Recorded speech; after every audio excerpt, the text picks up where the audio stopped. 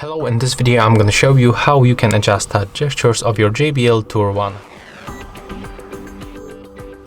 First of all, select them from the JBL headphones application, then scroll down until you find gestures, click on this arrow, and we can adjust action button and the touch panel.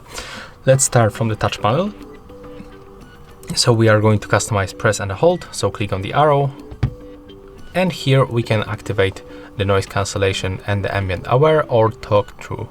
So we can pick any of this option, and then when we go to the action button, we can also select between the ambient sound control or the voice assistant.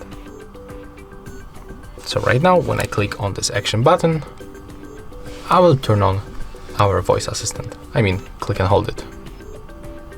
And as you can see, the Google Assistant pops up. And that's all for this video. Hope you like it.